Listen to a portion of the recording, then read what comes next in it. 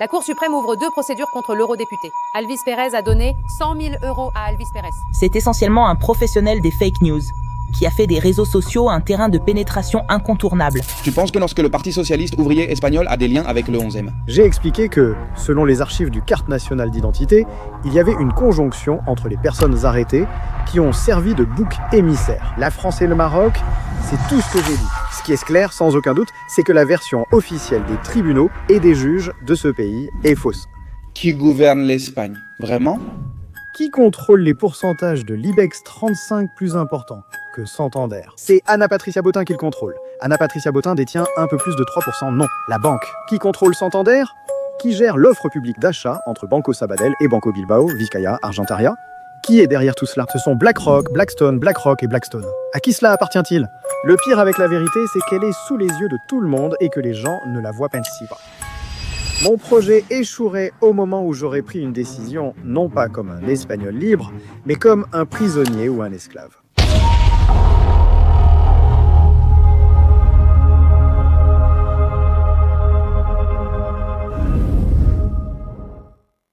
Bonsoir mesdames et messieurs et bienvenue dans un nouvel épisode de La Factoria. Aujourd'hui, nous recevons le chef des écureuils, le leader du parti. La fête est finie pour beaucoup, un parti d'ultra-extrême turbo-droite. Alvis Pérez, je vais dire la vérité. Alvis est un ami à moi, j'ai beaucoup d'affection pour lui, il m'a aidé dans des circonstances assez complexes. Je dois aussi prévenir le public et toi, Alvis, que je ne fais pas cette interview. Depuis ma position d'ami, je dois prendre du recul et me placer dans le rôle d'intervieweur.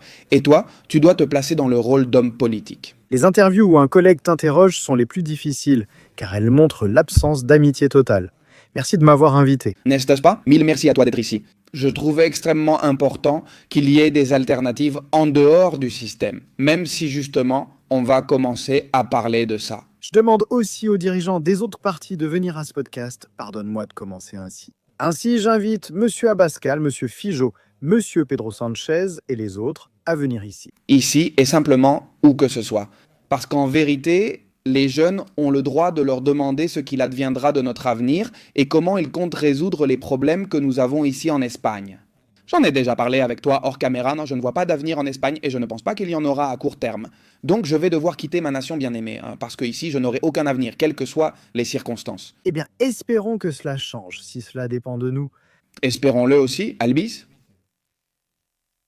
Et si toi aussi tu devenais le système? C'est-à-dire, quand tu as commencé ton parcours comme vulgarisateur, comme dénonciateur de la mafia politique, as-tu révélé des affaires de corruption?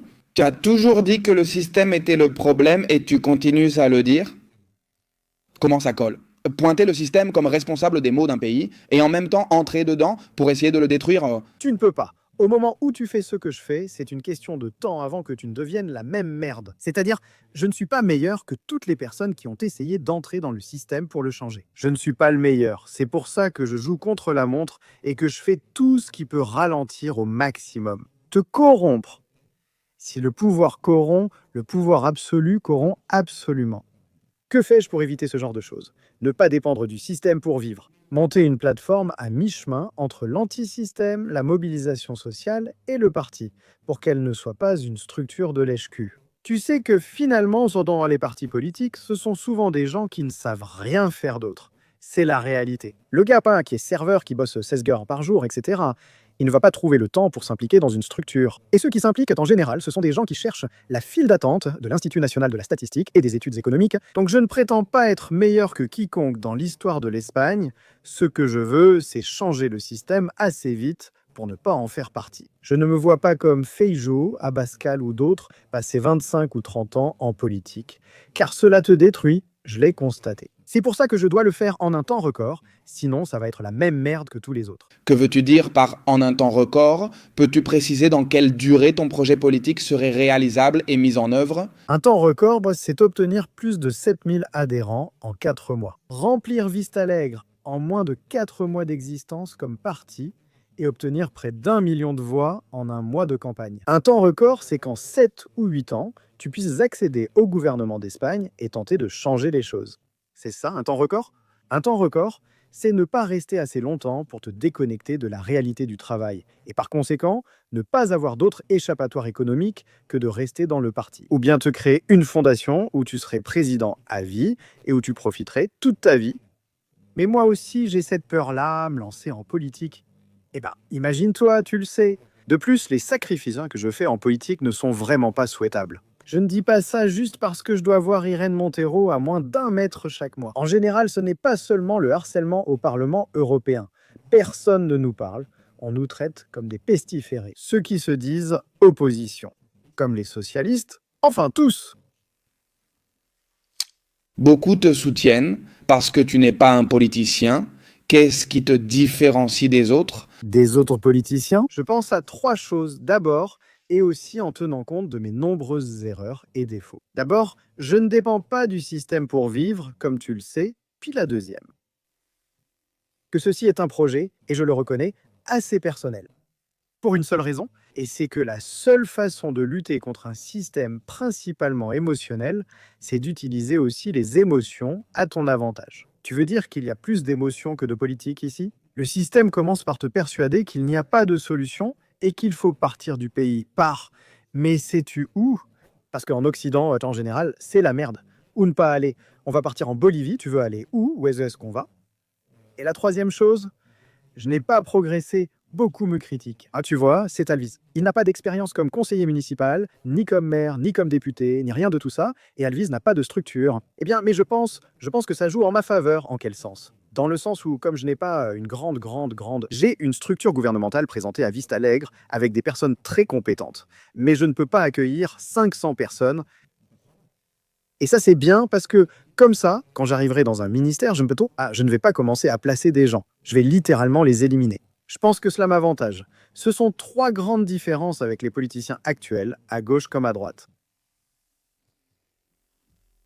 Si on te donne la possibilité de passer un accord avec les partis que tu qualifies de corrompus pour sauver l'Espagne, le ferais-tu? Et si tu le faisais, comment pourrais-tu sauver l'Espagne alors que tu passes un accord avec le mal endémique de l'Espagne? Passer un accord, ce n'est pas signer un papier. Et voyons si le PP et Vox arrivent à ne plus continuer à perdre. Car cela fait une décennie qu'ils perdent face au Parti socialiste ouvrier espagnol.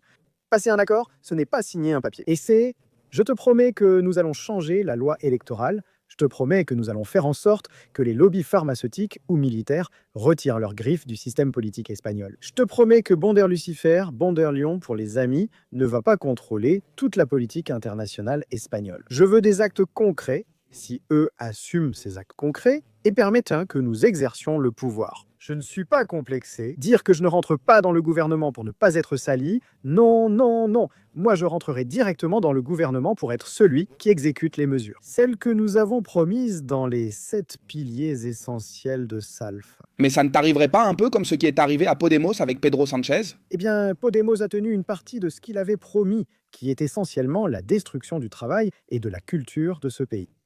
En justifiant, comme tu le dis souvent, la pédophilie dans les écoles et lycées, ou encore le mouvement woke que tu critiques aussi. Ils ont réussi, ils ont une vice-présidente comme Yolanda Díez. Eh bien, appelle-la comme tu veux maintenant. Mais c'est la même merde woke. Et ils contrôlent le gouvernement espagnol depuis plus d'une demi-décennie. Je pense qu'ils ont réussi là-dessus, ils ont rempli leur mission, à la destruction de l'Espagne, oui, mais ils ont rempli leur mission. Je veux faire exactement la même chose, mais à l'inverse. Quelle serait la première chose que tu ferais si tu prenais un peu de pouvoir? Je ne parle pas d'Albis, avec la majorité absolue, mais d'Albis s'il détient la clé du gouvernement. Quels seraient les points que tu pourrais aborder, en étant réaliste? La plus fondamentale, qui soutient tout le système politique, est la représentativité. C'est donc le système électoral espagnol. Retirer un drap du dépouillement des procès-verbaux. Blinder la démocratie avec une personne, une voix, et le contrôle par 100 000 électeurs des députés. Et exclure tous les partis qui détruisent l'Espagne du Congrès des députés, en changeant la loi électorale, les Bildu, Parti nationaliste basque, RC Jones et autres. Une clique politique criminelle. Ils ne seraient pas au Congrès ni ne prendraient en otage la volonté du PP ou du Parti socialiste ouvrier espagnol. Je pense que c'est l'une des premières mesures essentielles que nous devons prendre. Ça me paraît tout à fait correct, et là-dessus, je suis d'accord avec toi.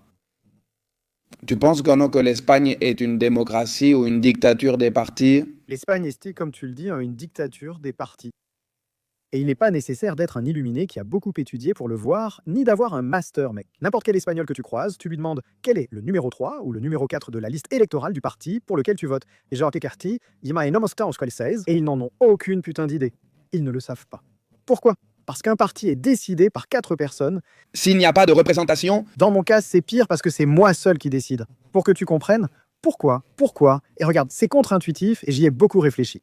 Si je démocratise tout de suite les listes électorales, par exemple, et que je m'applique ce qui est, pour moi, mon rêve pour une Espagne véritablement démocratique, ils détruisent littéralement le projet de l'intérieur grâce à des ressources infinies bien supérieures aux miennes. Tu sais qu'en Espagne, c'est différent, non? Il y a toujours des personnes payées pour détruire des projets, quel que soit le projet. Jusqu'à quel point une structure forte, moins démocratique que les autres, est-elle nécessaire pour démocratiser ce pays? Jusqu'où démocratiser ce pays? Est-ce possible si, à l'international, il existe des dictatures secrètes opposées à la démocratie, comme pour la moitié de l'Afrique? une question, Albiz, et c'est une question difficile. Oui.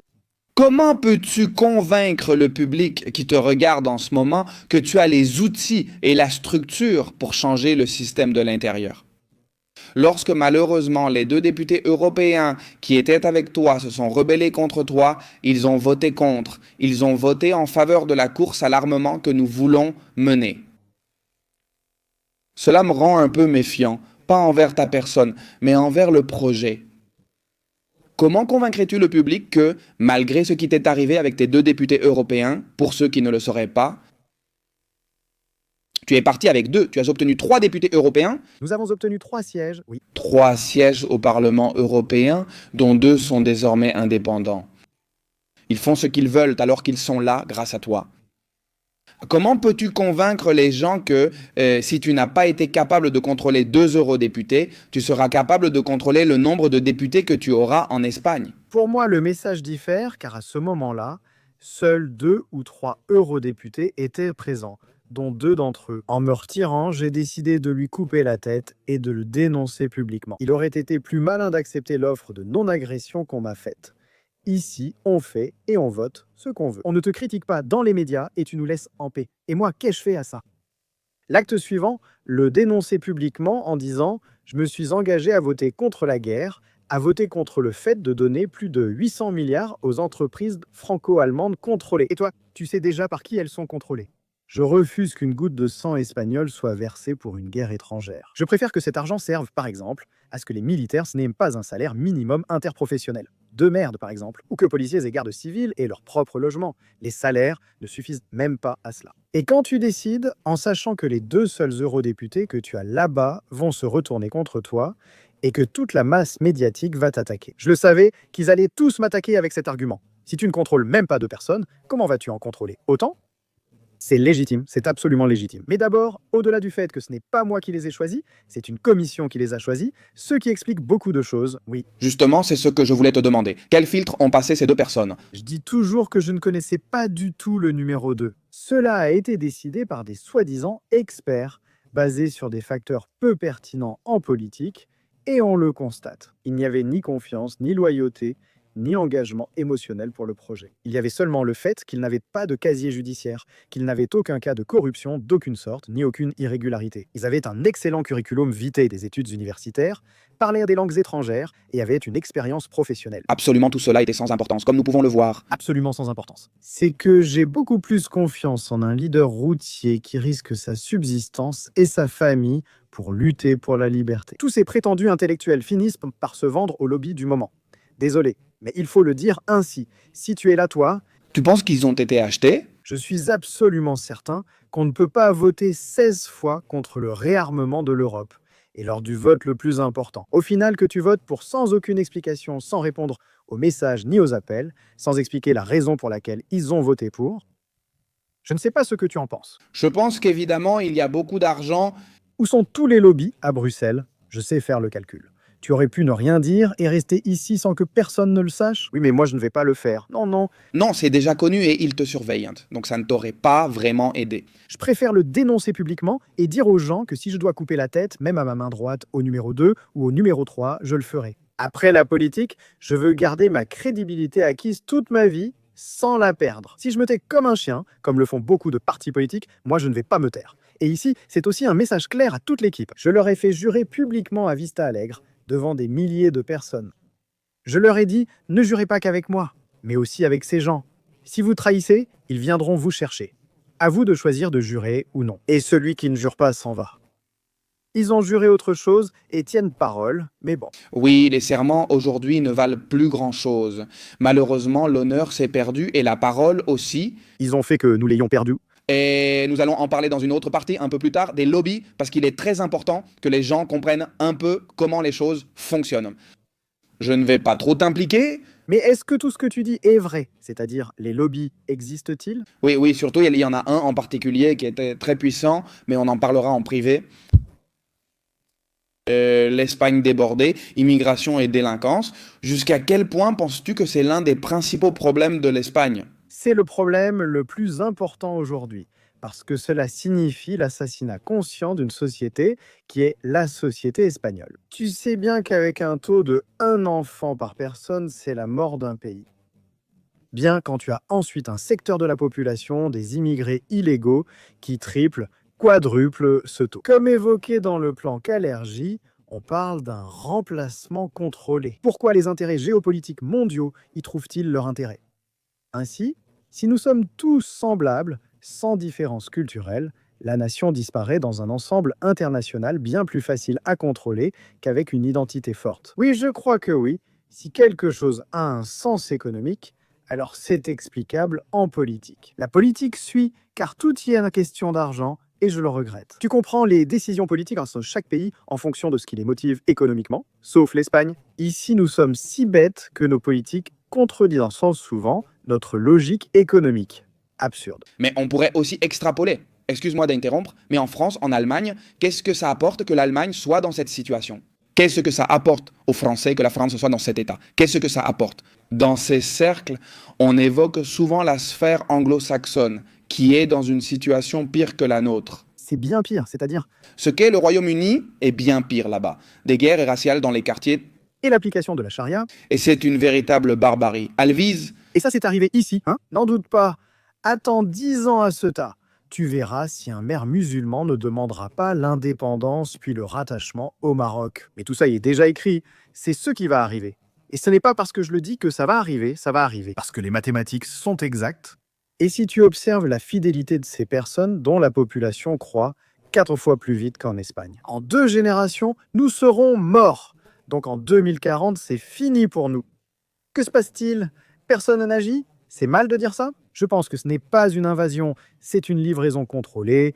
Il y a des intérêts géopolitiques internationaux, littéralement. Nous avons un système de partis où, comme les grands fonds et lobbies, il suffit d'acheter 3 ou 4 personnes par parti. Pas tout le monde. Et là, tu as par exemple des leaders de l'opposition qui lui baissent les pieds sans aucun esprit critique. Par exemple, à Netanyahou en Israël ou à d'autres pays de la sphère nordique. Ou à von der Leyen, comme le fait le Parti populaire. Où est la souveraineté? Moi, je ne la vois pas.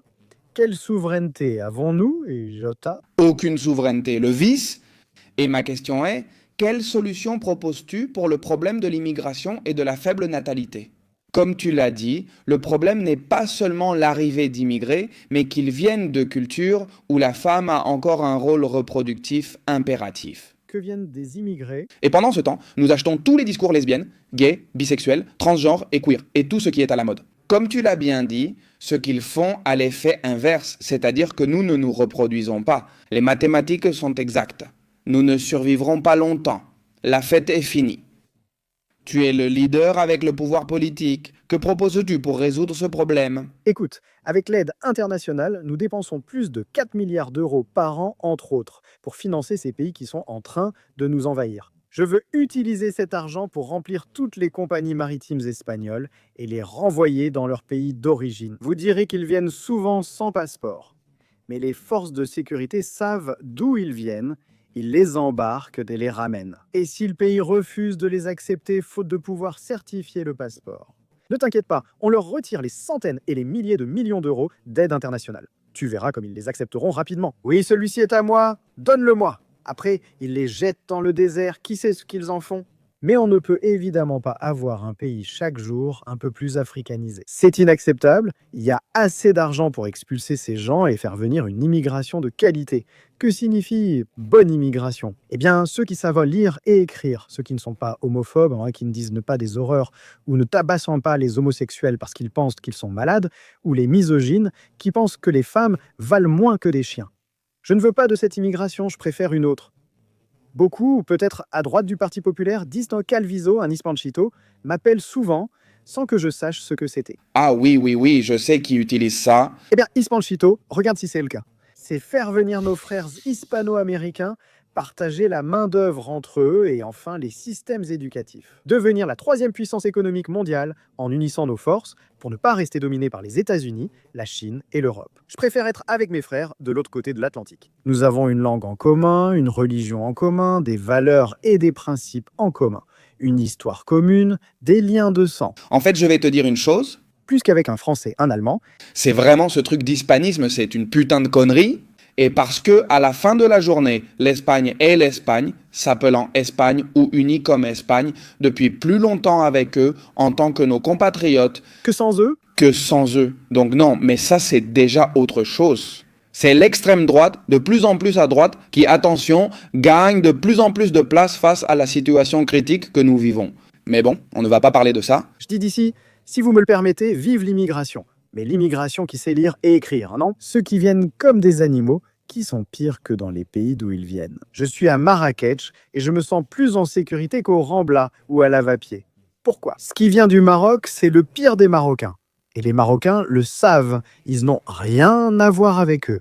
Certains Marocains, bons et travailleurs, restent pour construire leur pays. Les éléments criminels, eux, non. Et ici aussi, il y a beaucoup de gens très bien, mais malheureusement, ce qui se passe récemment, c'est la racaille, oui. Mohamed VI des Grâces, jusqu'où les utilise-t-il? Notre principal ennemi géopolitique n'est ni Israël, ni la Palestine, ni la Russie, ni l'Ukraine, même si Israël a ses propres. Israël apporte un soutien moral, militaire et économique au Maroc, ce qui en fait potentiellement un ennemi géopolitique caché. Que faisons-nous avec le Maroc ?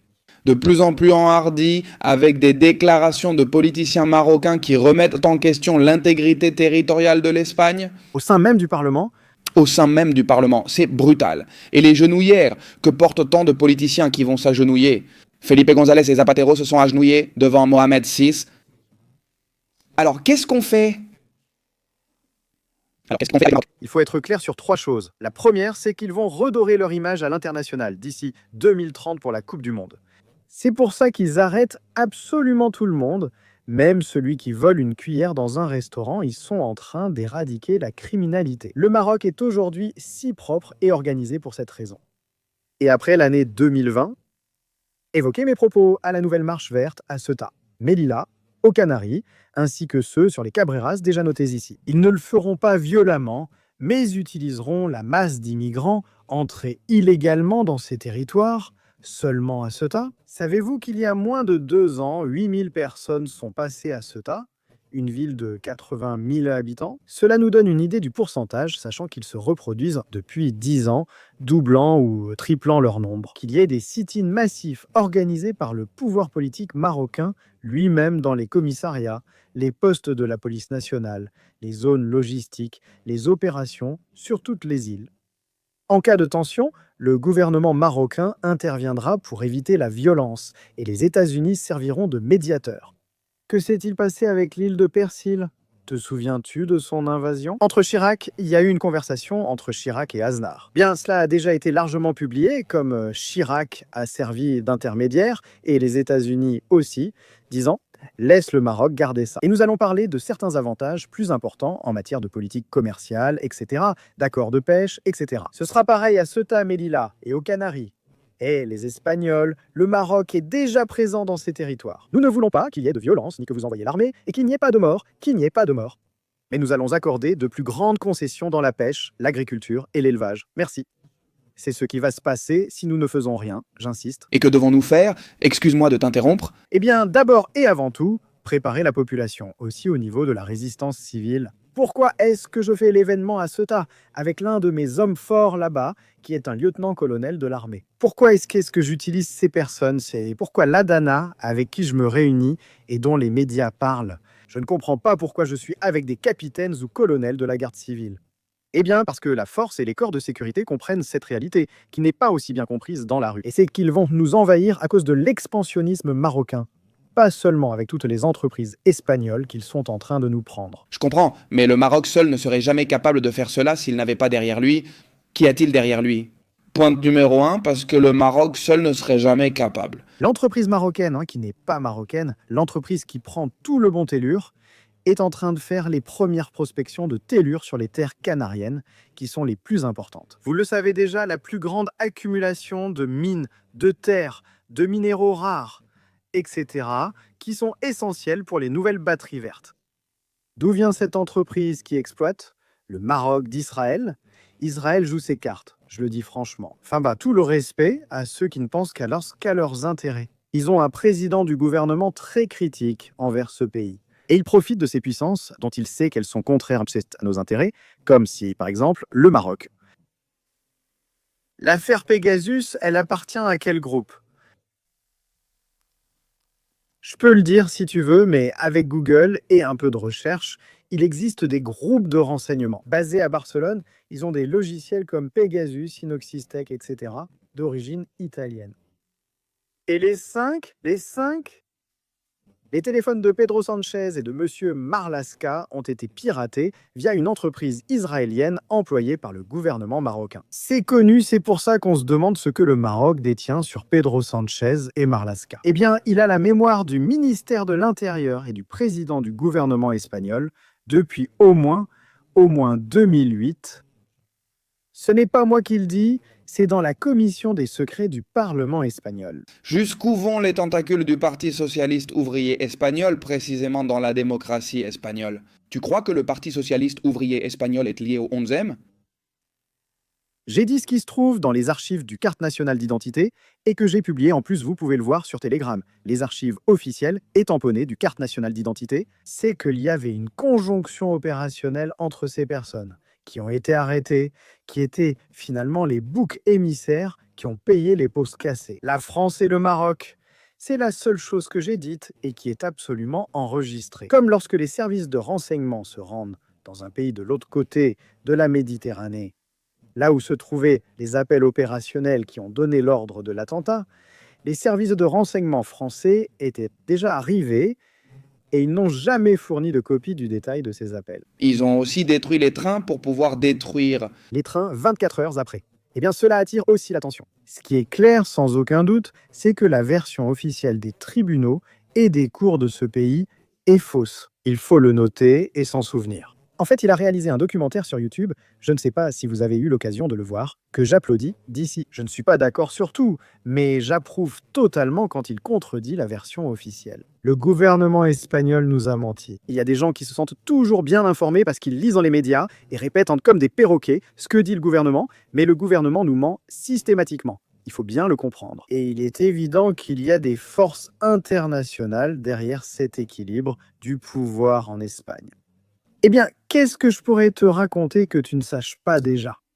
Comment luttez-vous contre cela? Nous avons un gros problème car nous n'avons pas de souveraineté nationale et les politiciens actuels, je sens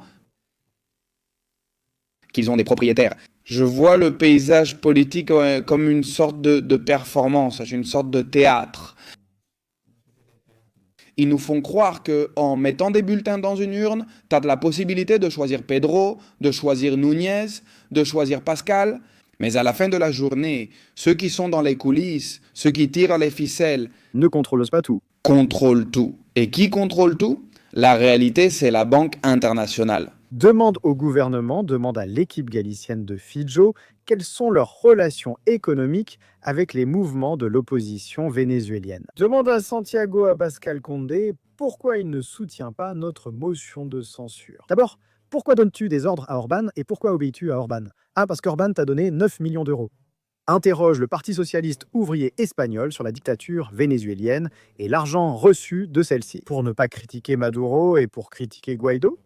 ou pour critiquer qu'ils sont aussi des personnages douteux. Finalement, tout s'explique par l'argent. C'est pourquoi j'ai beaucoup de foi en ces pays qui sont en train de donner naissance à une nouvelle classe politique composée de personnes qui ont grandi, ni à l'abri des banques, ni des médias, ni d'autres nouveaux projets, etc. Uniquement à l'abri de leur audience numérique démocratisée. Tu sais, ça me donne beaucoup d'espoir, mec.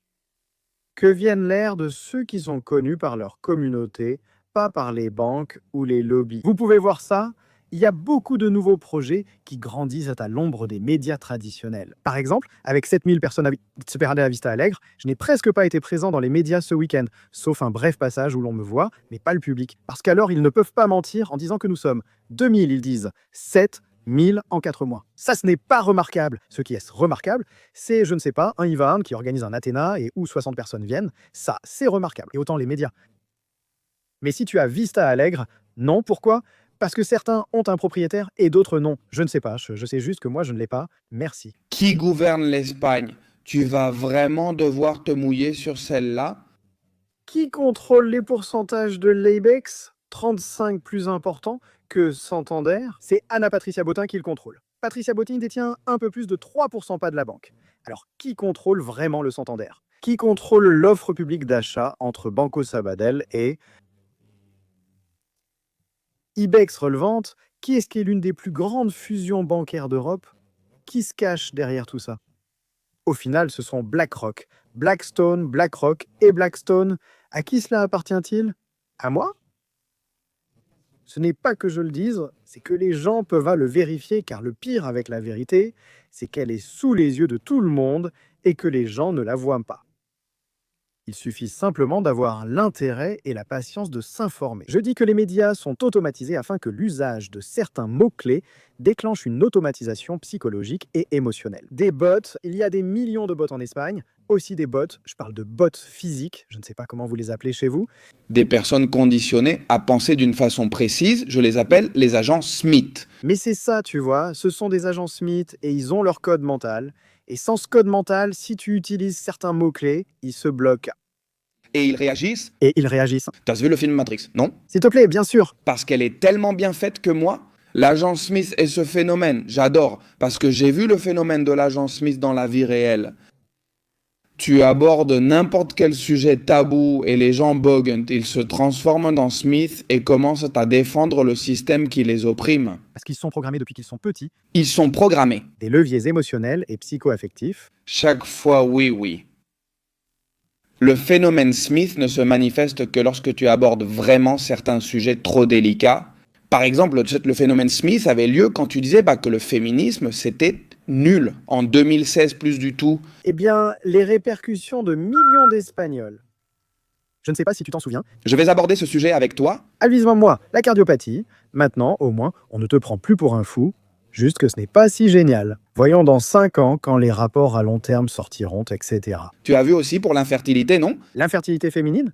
Des rapports statistiques confirment déjà un impact sur la fertilité. Oui, bon sang, c'est déjà le département d'État américain, déjà TAR. Des procès ont déjà été intentés contre Pfizer pour dissimulation et d'autres suivront. Je pense que plus que des procès, ce sont des farces pour te faire croire que Mais les gens, Pfizer sera toujours là. Mais tu ne peux pas ignorer, c'est-à-dire tu peux ignorer la réalité, mais pas les conséquences d'ignorer la réalité. Si tu vas au Gregorio Marañón et qu'il y a un étage dédié à la myocardite, comment l'expliques-tu? Comme les morts de la Dana, je l'ai vu. Tu peux manipuler les chiffres officiels, mais au final, il y a des familles qui se connaissent entre elles et qui parlent. Où est mon père? Où est mon fils? Rien ne peut être caché indéfiniment. C'est comme en Union soviétique. Tu peux prétendre que tout va bien jusqu'à l'explosion d'une centrale nucléaire. Et là, ce n'est plus le cas. La vérité s'impose toujours, putain. Il faut juste se battre. La vérité s'impose toujours. J'ai de sérieux doutes, car je crois que beaucoup ignorent qu'on nous a menti sur ce qui s'est passé la semaine dernière. Comment n'aurait-il pas menti sur ce qui s'est passé il y a un siècle ou sur d'autres faits, et comment ne continuerait-il pas à te mentir? Ou créer un récit autour de certains faits qui se sont produits afin de conditionner ton esprit pour te positionner. Mais on va toujours en souffrir, mec. La question est, de quelle manière avons-nous des outils pour vaincre ce mensonge constant de la dégradation de l'homme et de l'être humain? En nous exposant, En t'exposant totalement et en donnant ta vie pour l'idée. Parce qu'ils donnent leur vie pour elle, parce qu'ils n'ont pas d'autre façon de vivre que de parasiter la vérité et de la transformer en mensonge. D'où vient la question suivante? Les pharmaceutiques, tu m'as eu en 2020, c'est là que je suis entré dans ton télégramme quand j'ai compris que tout était une farce.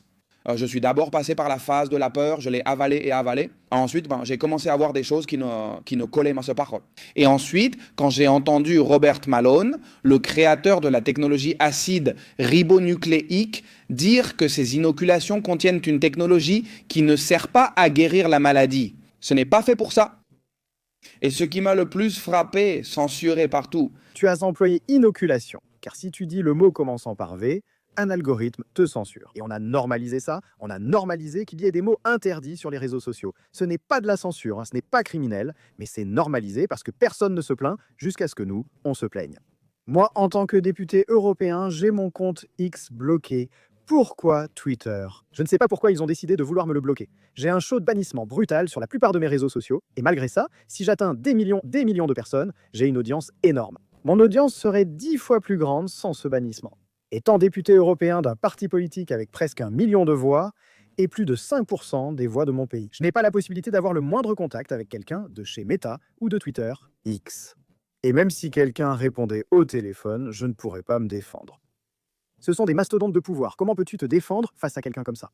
Malgré tout, nous avons rempli Vista Alegre, obtenu plus de 7000 adhérents en 4 mois et acquis notre pouvoir politique actuel. Parce que, peu importe combien de mensonges on raconte aux gens ou combien de censure on m'impose, les gens parlent au bar, dans le bus ou le métro, et le bouche à oreille marche. Comme toi, tu as aussi beaucoup grandi grâce au bouche à oreille de beaucoup d'entre nous qui avons admiré ton travail, eh bien c'est exactement pareil avec le bouche à oreille. C'est comme ça que nous allons changer l'Espagne, pas avec ces pouvoirs-là. Les laboratoires non pharmaceutiques que tu évoquais ont fait de la maladie leur principal business. Ils ne veulent pas que tu sois en bonne santé, que tu manges de la viande, fasses du sport ou prennes le soleil chaque jour. Ils veulent que tu sois à l'ombre d'un bureau, à demi-obscurité, exposé à la lumière bleue, comme un rat de laboratoire, comme un hamster, en mangeant des aliments ultra transformés et ce qu'ils appellent de la viande végane, qui, de viande, n'en a pas vraiment, et en mangeant des produits chimiques. Pourquoi? Parce qu'ils te font d'abord consommer les produits chimiques de leurs usines alimentaires. Ils financent aussi les problèmes qu'ils te causent, avec des pilules ou etc.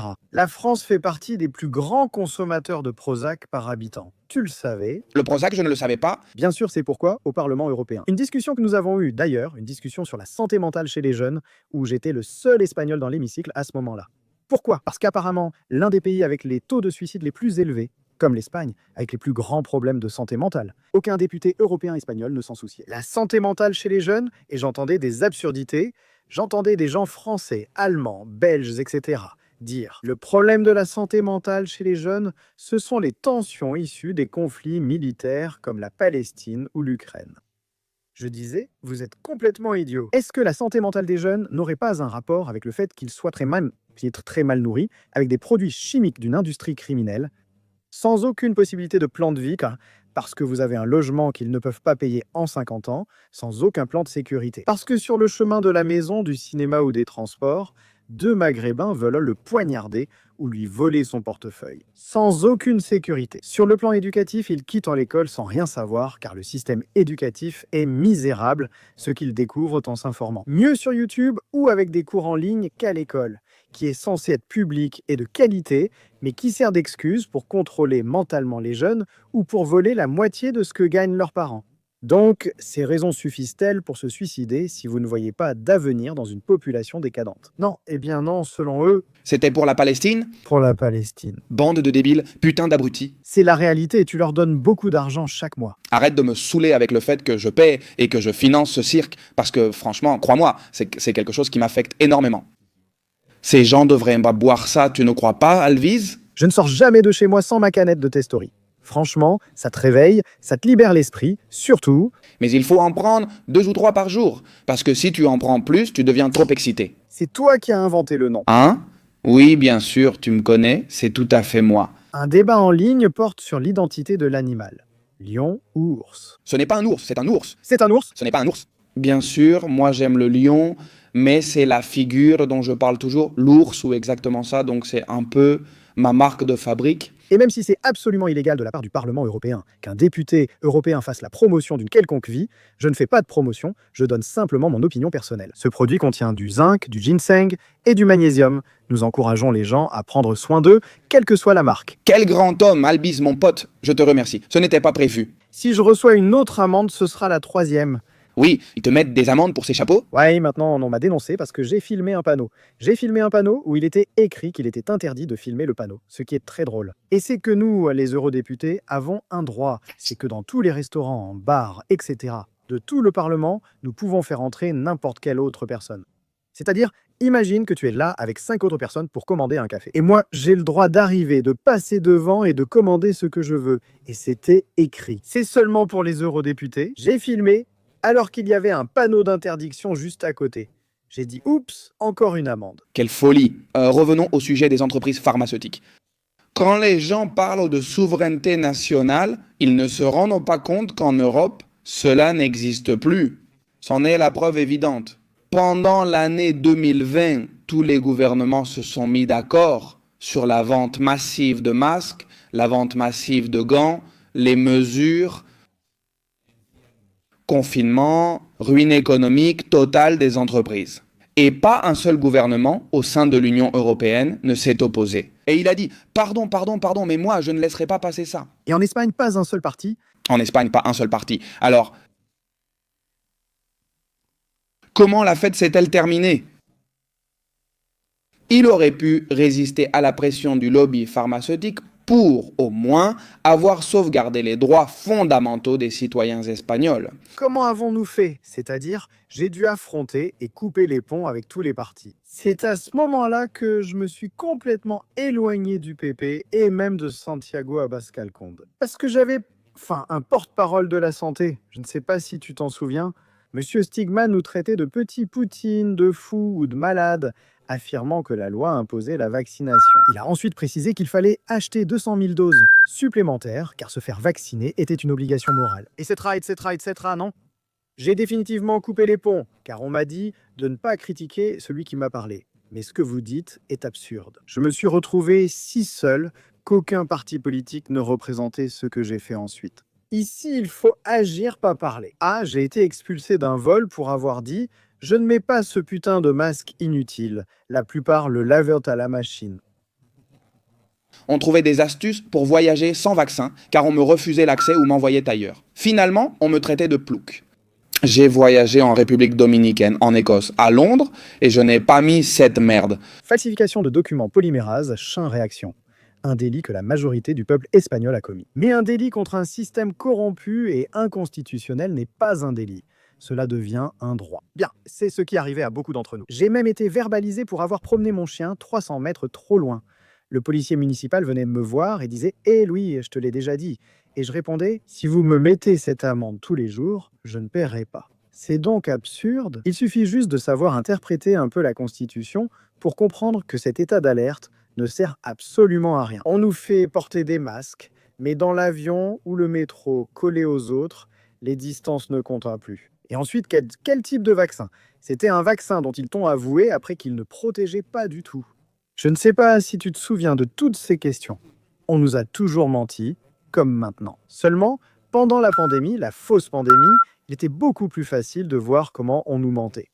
Maintenant, on nous ment sur tout le reste. Ce n'est plus aussi évident. Merci, mais il n'y avait que lui avec tous nos milliers d'écureuils. En bloquant les trains, parce que je préfère que le train s'arrête 5 fois, au lieu de m'obliger à une injection intraveineuse ou à me couvrir le visage de façon absurde. Avec tous les problèmes respiratoires que cela a causé à des générations entières, je préfère défendre mes droits plutôt que de ne rien faire. Ce qui, pardonne-moi, est ce qu'a fait une grande partie de la population. C'est-à-dire accepter ce que disaient les médias avec une peur farouche. Et là, quand tu as parlé des agences Smith qui sortaient le levier, putain, là on l'a bien vu. Ça m'est arrivé en disant que ce n'était pas un vaccin car il n'avait pas de charge virale.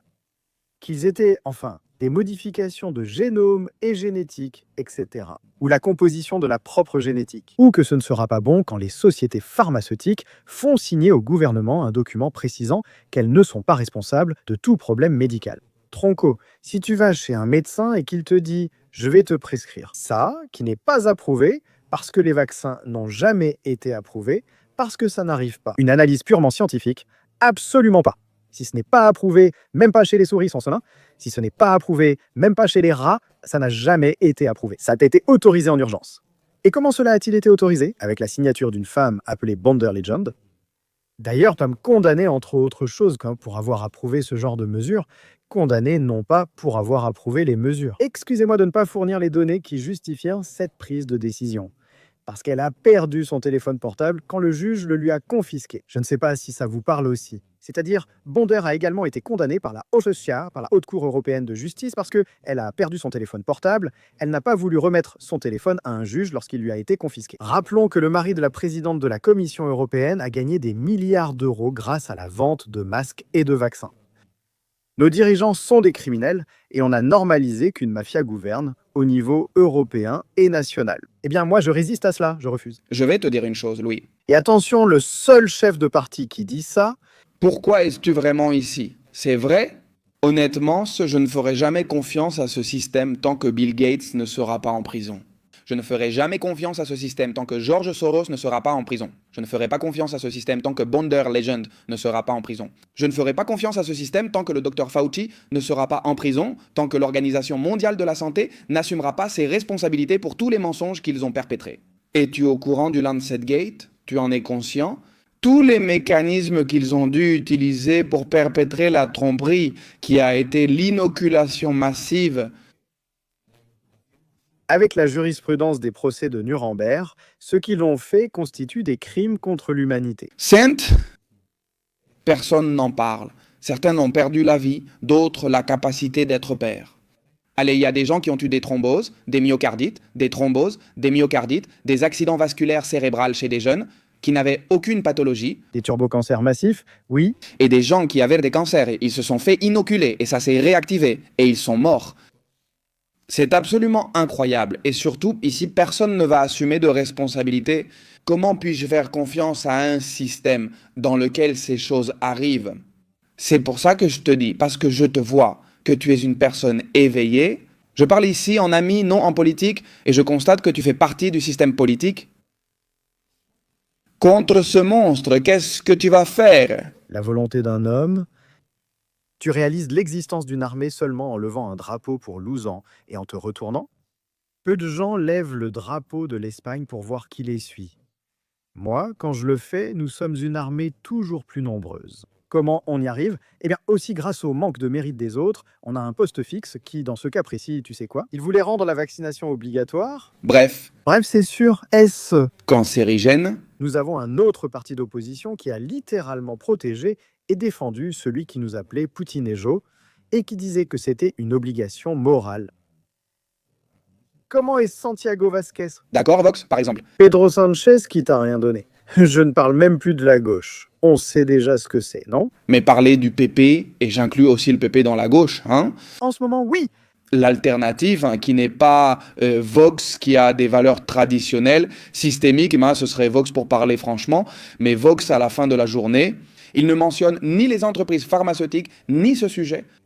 Il y a de très bonnes personnes chez Vox, mec. Et j'aime beaucoup de gens qui sont dans ce parti, tout comme au Parti populaire, des gens en plus très proches, personnels, à moi, hein, qui ont dû s'éloigner un peu, parce que tu sais que si on me voit, si on les voit avec moi, on leur fait une sorte de croix. Sur ordre de Santiago.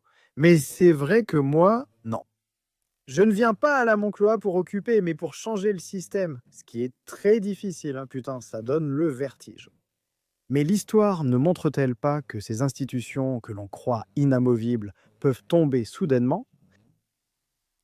Avec la touche clé qui déchiffrera ce code du système, appelé langage linguistique.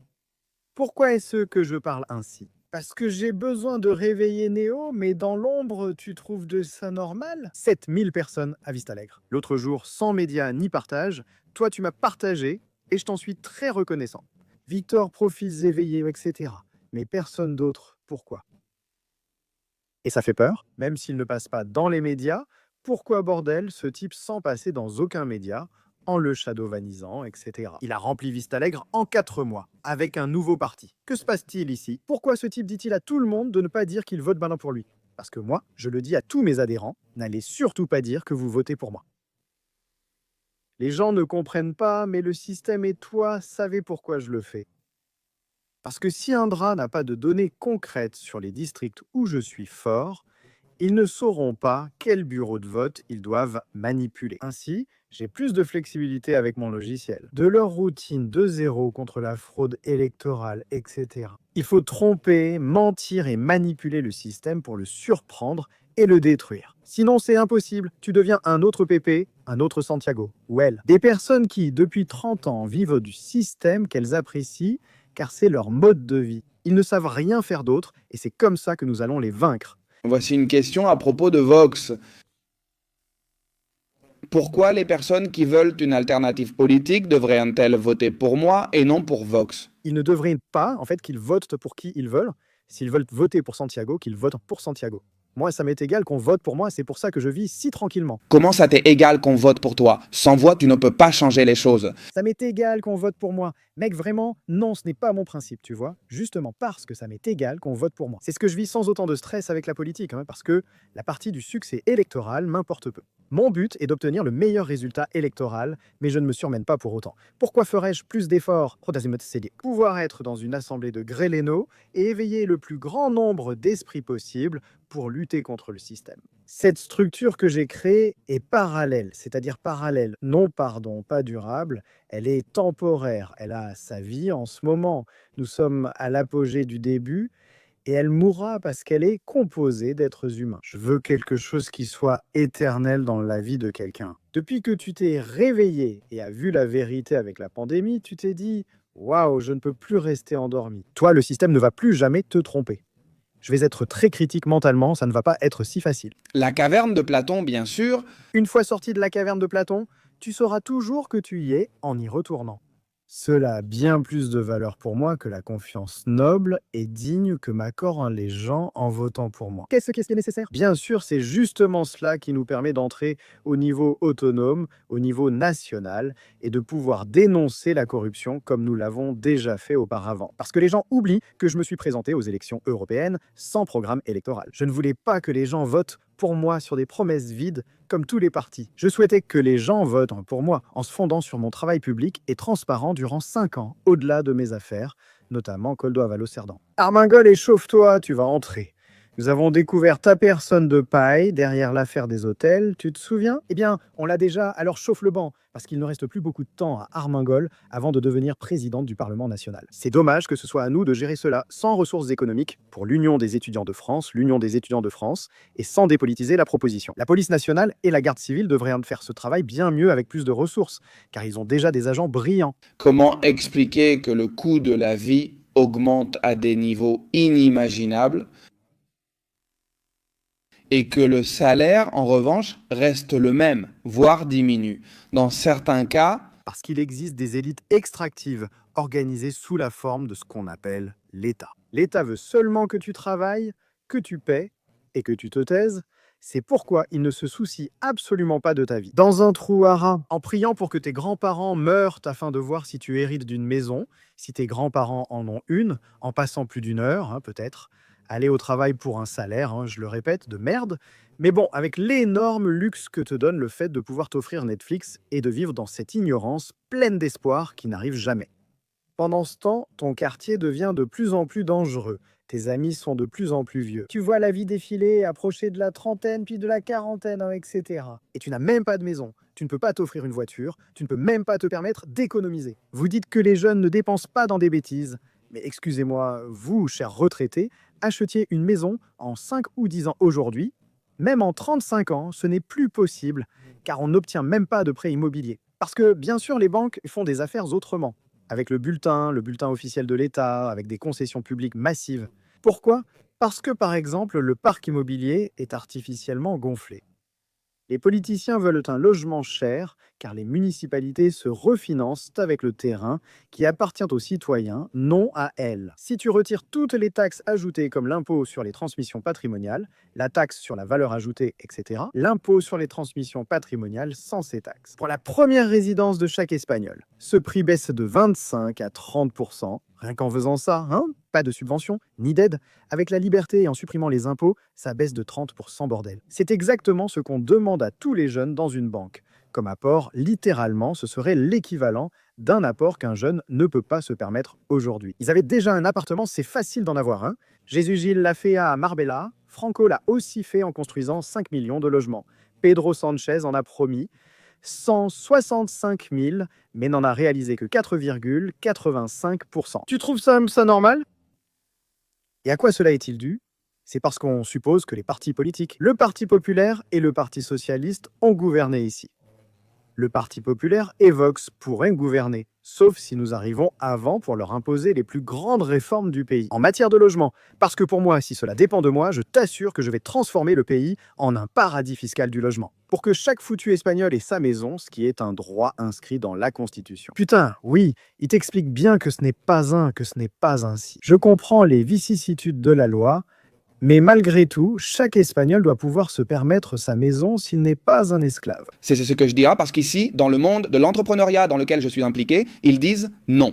Parce que si tu as une vie, si tu es serveur toute ta vie, mais un serveur rend un service social qui est extrêmement important. Nous avons tous besoin de serveurs, nous avons tous besoin d'ouvriers, nous avons tous besoin, pour l'amour de Dieu. Ces gens-là n'ont pas le droit d'avoir une maison. Comment diable vont-ils pouvoir se permettre une maison avec les prix qu'on a aujourd'hui? C'est impossible. Frère, va porter ta plainte à la garde civile. Il a 2 enfants. Il vit en location précaire. C'est impensable qu'il puisse acheter une maison. Tu trouves ça normal? Que s'est-il passé? Il refuse qu'on ait notre propre maison. D'ailleurs, ça doublerait le pouvoir d'achat des gens. Parce que, bien sûr, si tu ne dépenses pas les 3/4 de ton salaire dans un loyer, tu dépenses beaucoup moins dans un crédit immobilier que tu sais que tu vas rembourser. Et ensuite, tu es libre. Attention, on aurait moins de problèmes de retraite si chacun avait sa maison payée. Car cela change la perspective, n'est-ce pas? Écoute, Bien, alors dans ce cas, on parle bien de 2 types d'Espagnols. Des Espagnols à qui on a escroqué, qui ont été escroqués, ce n'est pas grave. On a trompé nos grands-parents en leur faisant croire que leur travail finançait leur retraite, alors qu'ils touchaient en réalité celle financée par les actifs, comme aujourd'hui. C'est tout aussi légitime pour les personnes âgées trompées qui disent « Bon, qu'est-ce que ça me fait? J'ai payé, même si j'ai été trompé ?» Est-ce aussi légitime que pour les jeunes qui disent « Mais attends, papy, pourquoi est-ce que je devrais te payer une pension que moi je ne toucherai jamais ?» Les 2 positions sont-elles légitimes? Que veut le système? Nous opposer les uns aux autres. d'accord, mais quelle solution proposes-tu? Depuis que la fête est finie pour le problème si gigantesque des retraites, parce que c'est ça, avec le logement, l'immigration, et ensuite on parle d'un autre sujet qui est l'inflation, qui la provoque, etc. Ce que je dis, c'est que l'Espagne va exploser. C'est que l'Espagne va exploser. Déduction totale pour les plans de retraite privés. Aider aussi dans une école, j'allais dire l'école autrichienne, un sac à dos mixte d'épargne. Pour chaque euro économisé dans ta retraite privée, l'État le double à la retraite. J'annonce ici une nouvelle mesure, bien que je souhaitais la réserver à ma mémoire économique annexée au contrat électoral. Nous nous différencions et respectons les autres, non? Et surtout, comprendre qu'en ce moment, 1 euro de pension sur 4 est financé par le budget général de l'État. Et ça, c'est une véritable aberration économique. C'est le plus gros poste budgétaire. C'est le plus gros poste budgétaire. Changer ce pays exige des réformes.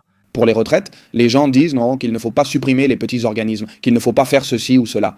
Mais tu vois ce qu'on dépense pour les retraites et je me dis, d'accord, très bien. Imagine que tu élimines toutes les dépenses politiques, tout, et que tu maintiens les retraites. L'Espagne déraille totalement. Ce sont des détails, donc la santé, l'éducation, tout ça, c'est minime.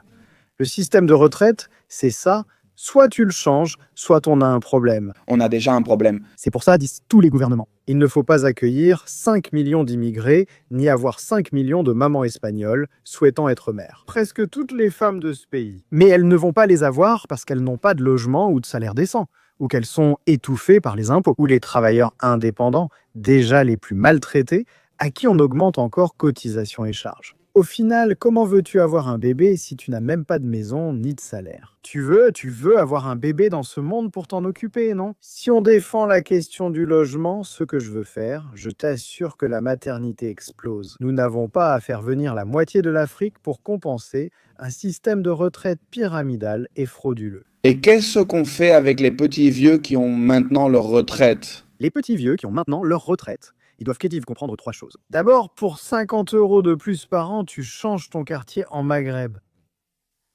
Voyons si je t'ai compensé ou pas, j'ai expliqué comme ça. Deuxièmement, mon ami, on ne veut pas te retirer ta pension, mais permettre à tes petits-enfants d'économiser sans être arnaqués par les politiciens. On t'a déjà arnaqué, ne laisse pas qu'on arnaque ton petit-fils 1 et 3. Si nous nous unissions, si tous les jeunes et tous les millions d'indépendants s'unissaient, rien qu'avec les indépendants, cela ferait entre 3 et 4 millions de voix. Pourquoi les indépendants ne s'unissent-ils pas?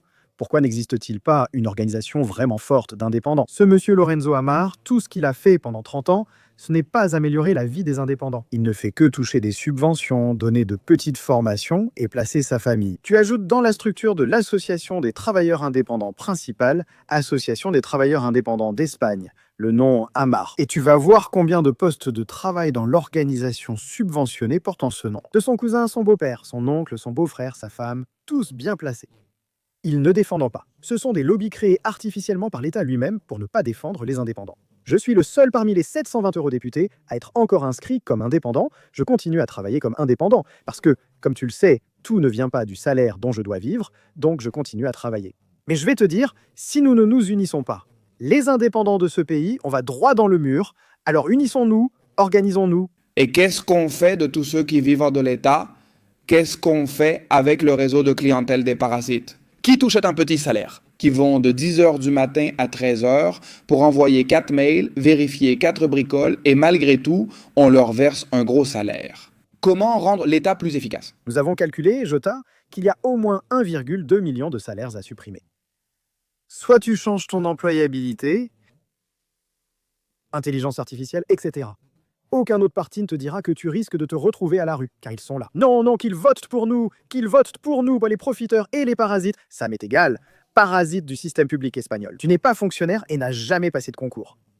Les politiciens t'ont directement placé à des postes de confiance. Tu fais juste semblant de travailler. Tu vis de nos impôts, tu vas partir? Je le dis comme ça, dehors, écoute, mais ça fait 35 ans que je suis ici. Ce n'est pas mon problème, les routiers, ça fait 35 ans. Le bal est terminé, ils doivent aller chercher un autre emploi, nous aussi. Même celles d'OnlyFans, quand les femmes d'OnlyFans sortiront, qui sont aussi celles qui vivent, mec. Si quelqu'un, toi ou un autre, crée des vidéos automatiques à ma place, c'est pareil pour tous les créateurs de contenu. Nous nous réinventerons, nous donnerons des alternatives et des outils pour la réinvention professionnelle, pour l'employabilité massive, ce qui n'est pas difficile. Quand tu réindustrialises le pays, ce n'est pas difficile, parce qu'il faut se rappeler que nous sommes désindustrialisés. Et nous sommes, au final, le bar pas cher de l'Europe, où viennent 90 millions de personnes, ce qui est énorme. Presque 190 millions de touristes par an devraient faire en sorte que nous ayons tous une vie très riche, rien qu'avec tout l'argent qu'ils apportent. Au niveau du tourisme, où est-ce que ça se voit ? Dis-le aux Canariens pour voir ce qu'ils pensent de tout le tourisme qu'ils reçoivent. S'ils sont dans la misère totale, c'est pareil ici. Si nous réinvestissons cet argent massif qui vient du tourisme pour reconstruire ce que l'Europe a détruit, l'Union européenne a subventionné la destruction de notre industrie. Angalis Confio, j'aime aussi tenir les responsables politiques responsables, Confio. Lors de leurs 2 majorités absolues, ils ont désindustrialisé plus de 30% du réseau des industries et entreprises à forte et moyenne valeur ajoutée de la région. En Espagne, pareil, en ce moment, nous ne sommes plus le potager de l'Europe, maintenant nous sommes le bar, le potager de servir la haute classe moyenne française et allemande pour un salaire de misère. Question. Comment est-ce possible pour le vice que nous retrouvions notre souveraineté nationale avec une dette de 130% du produit intérieur brut? Ce n'est pas possible. Et surtout, comment est-il possible de prôner une baisse massive des impôts tout en payant cette dette? Qu'est-ce que tu proposes? Cette dette massive est, entre autres, soutenue par ce que les gens appellent les fonds européens. Les fonds européens. Ce n'est pas parce que les Français ou les Allemands sont très gentils qu'ils nous donnent des millions d'euros, comme si les Espagnols étaient riches. Ça ne marche pas ainsi, personne ne donne rien gratuitement, comment disait-on? Personne ne donne rien pour des pesetas, non? Tu es peut-être trop jeune pour la question des pesetas. Si vous êtes plus jeune, vous la connaissez. C'est vrai, vous la connaissez donc. Renvoyez, expression toute faite, ceux qui ont eu des grands-mères connaissent ces phrases.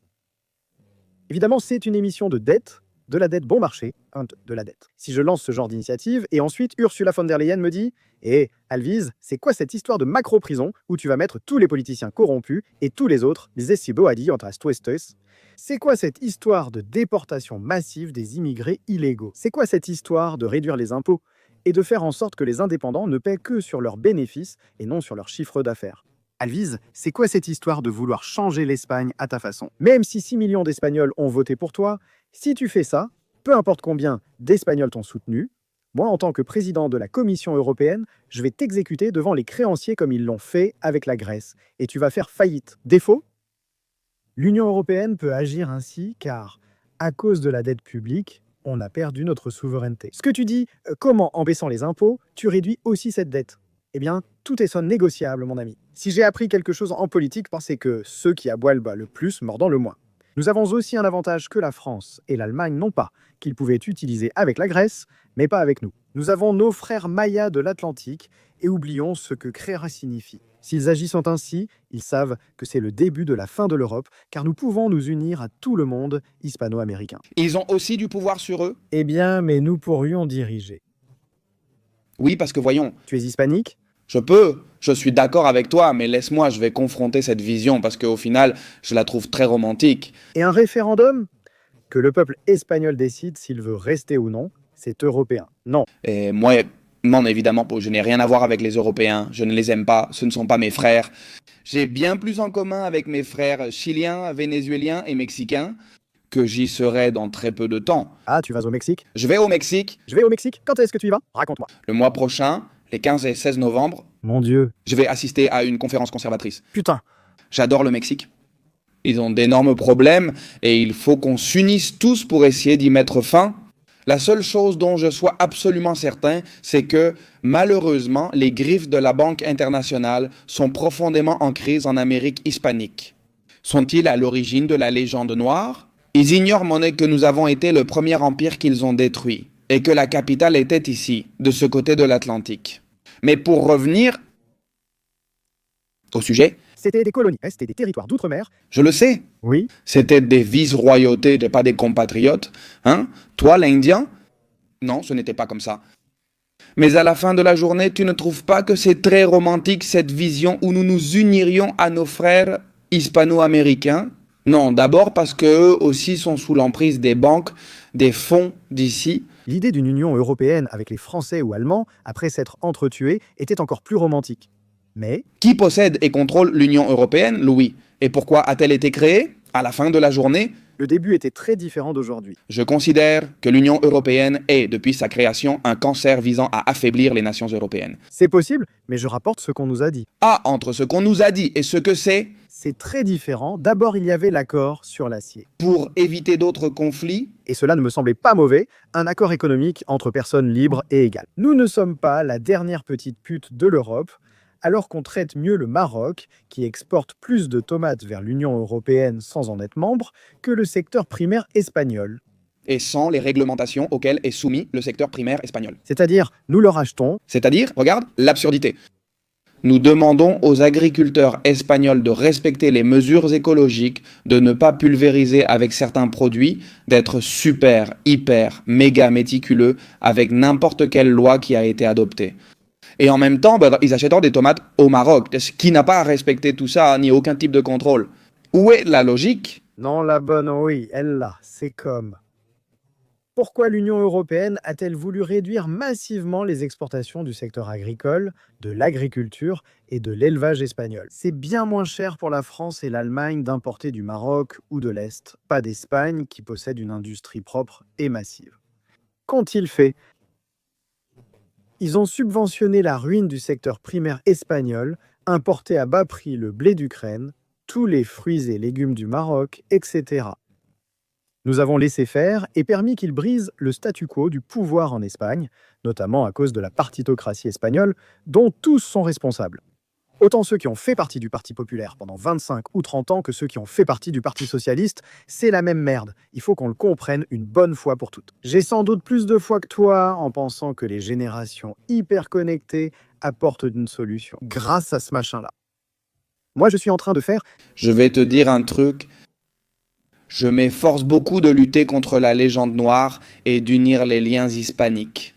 Mais à la fin de la journée, je sais que c'est compliqué. Et surtout, je comprends que les maîtres du monde ne vont pas le permettre. les maîtres du monde feront ce que nous leur permettrons de faire. Je t'assure que se rendre n'est pas une option et vivre à genoux, c'est mourir vivant. Voilà pourquoi. Soit on a du cran, on s'organise et on descend dans la rue avec les concessions et la générosité que nous devons tous avoir. Depuis le salon, nous sommes tous d'accord, mais il y a une feuille de route, une stratégie et un succès nécessaire pour prouver que la stratégie était bonne. Et que l'objectif final soit de ne pas introduire de nouveaux parasites, de nouvelles vermines dans l'État et de prendre des mesures très concrètes. Il ne faut pas aller parler du secteur machin. Non, non.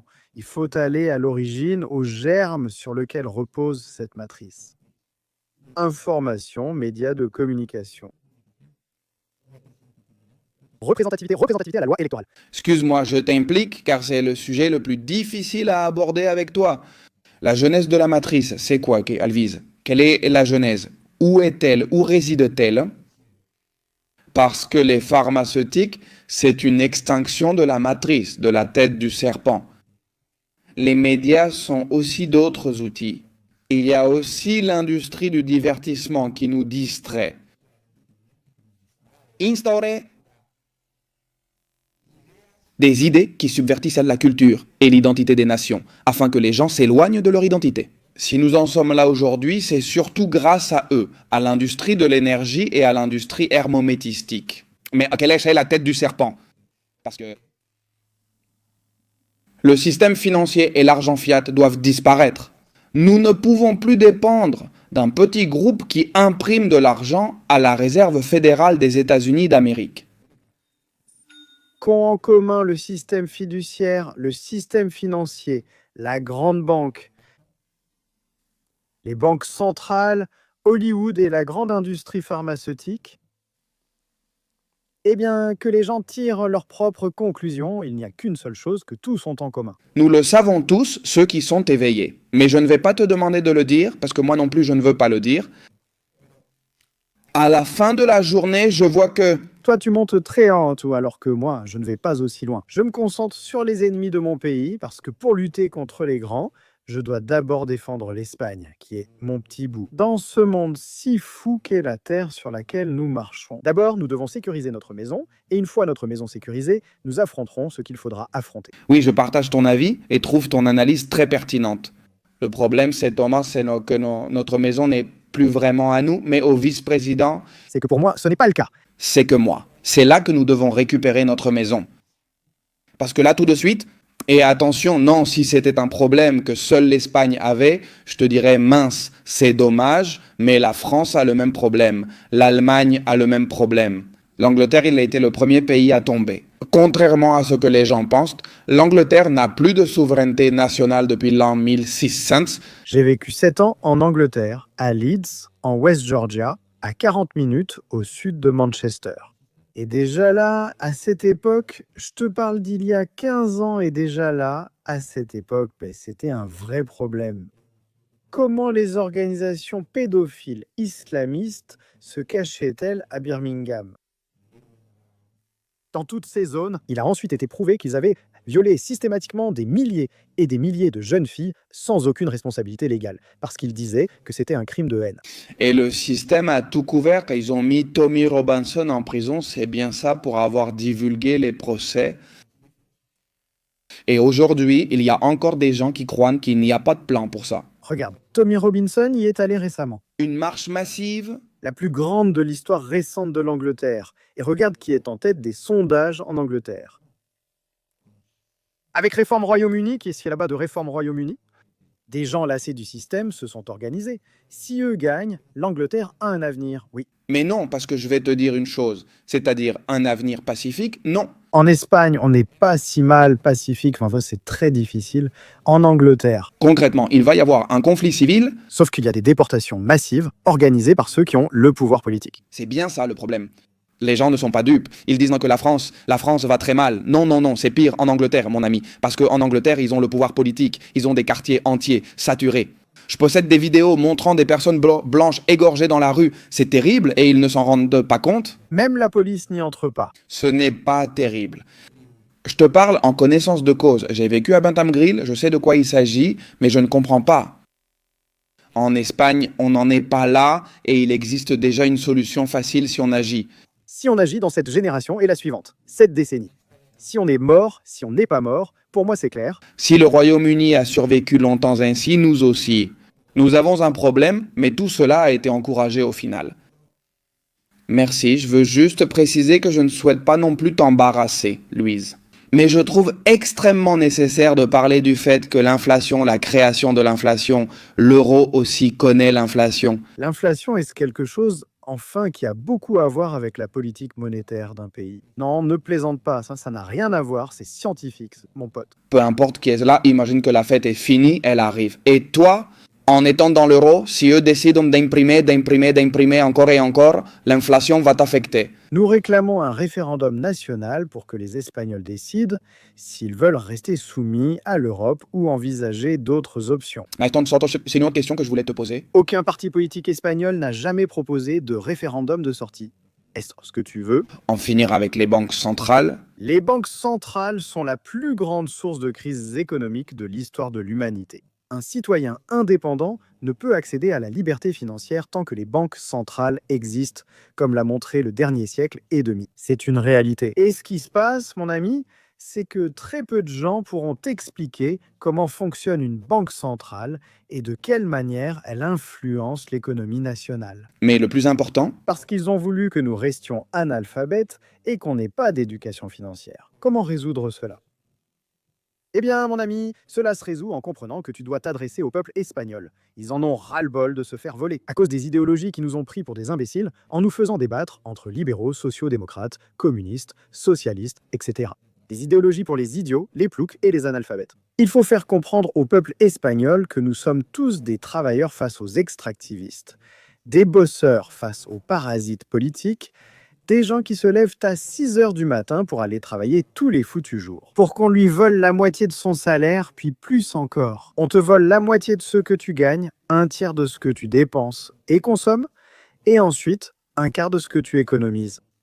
C'est-à-dire, on te vole bien plus que ça. Près de 75%, c'est ce que l'État te prend pour les routes, les hôpitaux, etc. Que l'idiot y croit. Pour eux, leur cercle de pouvoir et leur statu quo. Mais j'insiste. La bataille se gagne en ciblant bien à qui tu t'adresses et qu'est-ce que tu veux dire. Tu ne me verras pas beaucoup parler des banques centrales, même si je te donne maintenant mon avis sur les banques centrales. Avant d'expliquer comment je réformerai l'économie internationale, je dois d'abord montrer aux Espagnols ma vision pour l'économie espagnole, notamment en abordant l'immigration, la sécurité, le logement et la forte baisse des impôts. Le plus grand plan de réduction fiscale de l'histoire de l'Espagne. Nous l'avons annoncé dans notre contrat électoral. Personne, jamais, n'a osé le faire, personne. S'engager à une réduction de 150 à 200 milliards d'euros d'ici 4 ans, c'est énorme. Et nous le faisons en plus avec des calculs, c'est-à-dire en expliquant aux gens d'où vient l'argent, comment il est réinvesti, où nous perdons de l'argent, etc. D'accord. Donc si tu réduis à ces montants ce que l'État perçoit, comment fait-on face à la dette et comment, par exemple, paierait-on les retraités ? Bien sûr, parce que moi, enfin, comment tu as mesuré ça? Parce que je n'arrive pas à voir. Si tu réduis ces niveaux d'impôts, tu attires un investissement international massif dans un pays. Tu veux dire que ça nous rapproche ou que c'est déjà très attractif? Ici, 90 millions de personnes viennent chaque année juste pour le plaisir. Si l'on demande à ces 90 millions de personnes par an d'investir car c'est un paradis fiscal, combien investiront-elles? En Espagne ? Nous avons une masse énorme de touristes que nous n'exploitons pas. Des touristes allemands, des touristes français, des gens du monde entier. Nous ne voulons pas qu'ils viennent seulement pour dépenser leur argent dans les hôtels, sur les plages, en sangria et en frites. Nous voulons qu'ils utilisent leur argent aussi pour investir ici, dans les entreprises, l'IBEX 35, les petites et moyennes entreprises, la logistique et tout le tissu industriel à réindustrialiser en Espagne. Si nous faisons cela, nous cesserons d'être les parias, les serveurs et les chauffeurs de taxi qui les emmènent de l'hôtel à l'aéroport et qui leur servent la petite bière. Et nous devenons l'une des économies les plus fortes d'Europe, plus forte sans aucun doute. Ils te mettent la dette et négocient avec nos entrepreneurs allemands et panaméricains pour quitter l'Union. C'est que les gens croient que plus d'impôts signifie plus de recettes. Et en réalité, ce n'est pas tout à fait vrai. Non. Combien d'amis as-tu et combien d'amis ai-je qui seraient ici en train de payer une fortune et qui sont partis d'Espagne? Moi, et je te le dis, j'en ai parlé autant avec Victor qu'avec Carlos ainsi qu'avec beaucoup de gens. Et en Espagne, si tu n'avais qu'à payer, tu enlèves l'impôt sur le revenu des personnes physiques, tu enlèves ceci et on ne te fait pas payer l'impôt sur les sociétés en plus, puis l'impôt sur le revenu des personnes physiques en plus, puis enfin tout ce qu'ils te font payer, tu gagnes. Tu payes des impôts sur des impôts sur des impôts. C'est-à-dire, c'est complètement fou. Ici, avec 15 ou 20%, on garde beaucoup plus d'argent. C'est vraiment excessif, vraiment excessif. Même si je suis dans des endroits où c'est zéro, comme à Dubaï et ailleurs. Pour ma part, moi, je ne veux pas quitter l'Espagne. J'ai fait tout mon possible, mais il n'y a pas d'autre choix. Ils sont déjà passés au-dessus. Je passerai à faire partie de ceux qui sont dans la tranche de 800 € par mois en tant qu'auto-entrepreneur. Ce que je paye, On est fou ou quoi, mec? ce que je paye, presque 900 et quelques. 900 et quelques... Mais mec, on est fou ou quoi, mec? C'est ce que je paye, tu vois. On est fou. En plus, je le fais pour toi et RPF, je paye de ma propre poche. C'est presque ce que gagne une personne, mais non. Il n'y a rien à en tirer, mec. C'est la réalité. Que faire? Eh bien, j'ai proposé, entre autres, qu'aucun Espagnol gagnant moins de 35 000 € par an ne paye un seul point d'impôt sur le revenu. Pour finir le mois sans difficulté et épargner, l'épargne mène au crédit qui permet l'investissement, source de travail, donc de croissance et de richesse nationale. Et si tu pénalises l'épargnant, le travailleur, celui qui te donne le crédit, etc., tu ruines l'économie d'un pays. Messieurs, nous avons déjà prouvé que ces impôts élevés ne fonctionnent pas. Regardons comment nous vivons. Essayons le contraire. Service de moindre qualité, tout empire. Essayons l'inverse. J'en ai marre d'attendre 8 heures aux urgences pour qu'on s'occupe d'un proche. J'en ai assez que si on te vole ton portefeuille ici demain, tu n'ailles pas à la police pour porter plainte. Sauf pour refaire ta carte d'identité, car tu sais qu'ils ne la retrouveront pas, ils n'ont pas les moyens. J'en ai marre de rouler sur des routes pourries où je ne peux même pas regarder mon portable. Parce qu'ici en Espagne, les routes qu'il y a, eh bien de la route d'Estrémadure, par exemple. Ah bon, la secondaire. Là-dessus, je ne me prononce pas, mais je te dis que, par exemple, à chaque fois que je reviens en Espagne de mes voyages, ce qui m'impressionne le plus, ce sont les autoroutes. Les autoroutes, oui, on continue à les payer 10 fois leur coût. C'est autre chose, hein? Bon, ça c'est un autre sujet. Bien sûr. Pour que les autoroutes ne soient pas en bon état. En matière d'infrastructure, que faisait Franco avec les prix qu'il imposait? Ceux-là même qui sont aujourd'hui bons pour les infrastructures. La vérité, c'est que l'Espagne est un pays pionnier. On va prendre tous ces prisonniers qui, actuellement en Espagne, coûtent 28 700 à 30 000 € par an et qu'ils travaillent, qu'ils se mettent à travailler, à murer des maisons. D'accord, voilà ce qui arrive. Regarde, Espagne 2030 ou utopie ou reconstruction. Si on te donnait les pleins pouvoirs pendant un an, que ferais-tu? Mais cette question est un piège, parce que si tu donnes les pleins pouvoirs à un être humain en Espagne, la première chose qu'il ferait avec ses pleins pouvoirs, c'est de s'assurer qu'il ne dure pas seulement un an, mais 100 ans. Parce que le pouvoir absolu corrompt absolument. Je comprends quelle est ma nature humaine, parce que la nature humaine est corrompue à la racine. Ma différence, c'est peut-être que je suis tellement réfléchi sur ma propre nature. Je fais tout pour être une bonne personne, pas une mauvaise. Ce n'est pas difficile pour moi, mais je comprends que ça puisse l'être pour certains, surtout avec tous les pouvoirs, etc. Le plus vaste rapatriement de l'histoire de l'Espagne concernant immigrés illégaux et espagnols, les vrais réfugiés. Il y a 3 millions d'Espagnols qui se trouvent dans des pays en dehors de l'Espagne, parce qu'ici, ils n'ont pas trouvé d'emploi. Nous voulons procéder à cette expulsion massive d'Africains en situation irrégulière, et faire revenir massivement ces 3 millions d'Espagnols qui sont des cerveaux, que nous avons financé leur éducation, leurs universités, leurs études, etc., qui ne sont pas bon marché et qu'ils commencent à travailler dans une économie espagnole fortement enrichie, notamment grâce au secteur industriel et productif. Première partie. Ensuite, il est essentiel de changer la loi électorale. Immédiatement que l'opposition l'accepte ou non pour garantir l'égalité du vote de chaque Espagnol, quel que soit leur lieu de naissance. Il n'est pas acceptable que le vote d'un Andalou vaille moins que celui d'un Aragonais. Ce n'est pas non plus acceptable, avec les calculs économiques, etc. Que le Basque paie la moitié de l'impôt sur le revenu des personnes physiques en pourcentage. Pourquoi pour le même revenu par habitant sommes-nous considérés comme Espagnols de première ou de troisième classe selon notre lieu de naissance? Les territoires n'ont pas de droits, ce sont les citoyens qui ont des droits.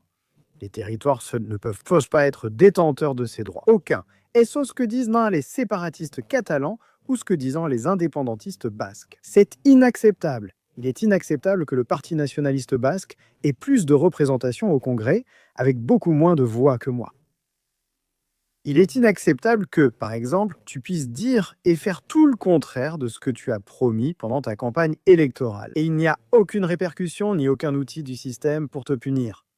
C'est inacceptable et c'est l'une des choses que nous ferons. Il est inacceptable que tous les médias dépendent d'une licence filtrée par le Conseil des ministres. Et donc, soit tu es d'accord avec le système de licence du Conseil des ministres, soit tu n'as pas de médias en Espagne. Ils veulent imposer des licences aux créateurs numériques en Espagne pour obliger les influenceurs à s'enregistrer, mais pas sur les listes du gouvernement. Et peu importe ce que tu dis, tu fais un podcast, une partie doit consister à parler de ce que dit le gouvernement, c'est inacceptable, tout comme tant d'autres choses sont inacceptables. Il est inadmissible que je paie le gilet pare-balles de mon frère.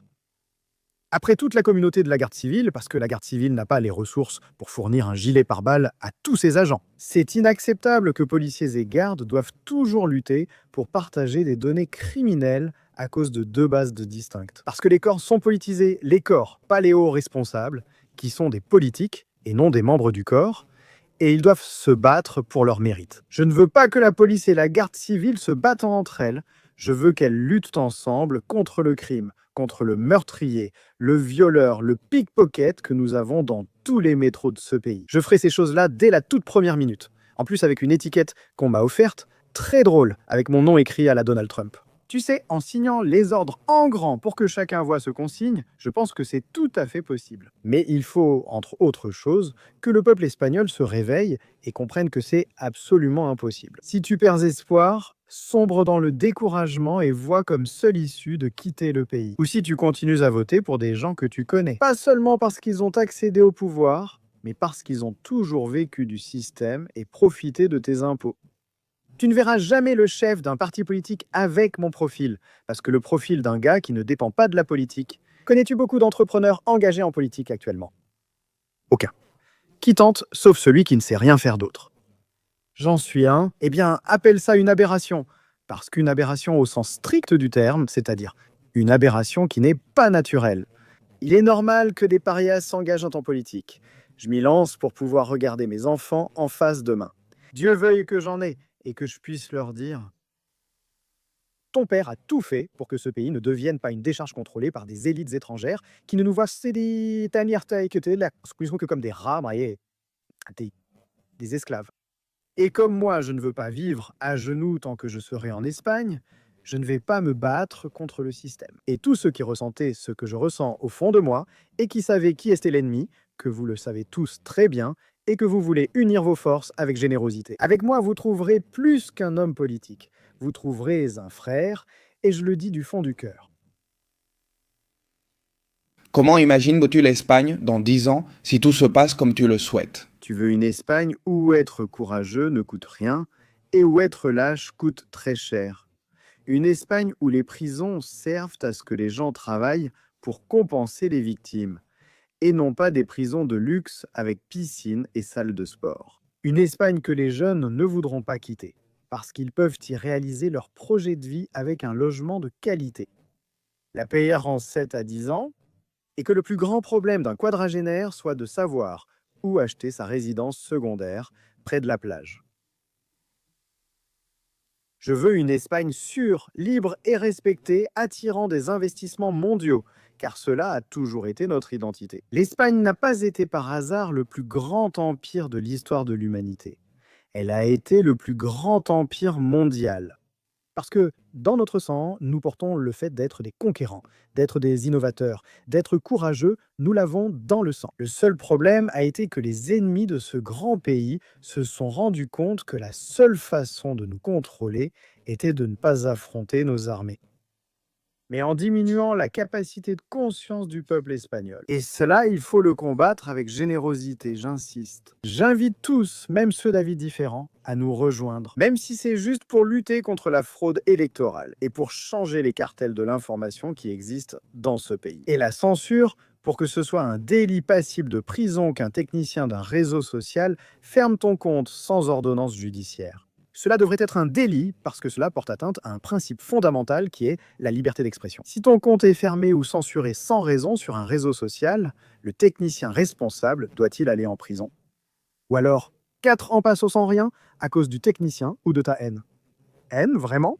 Et nous ne nous organisons pas, même pas les créateurs de contenu, pour nous protéger.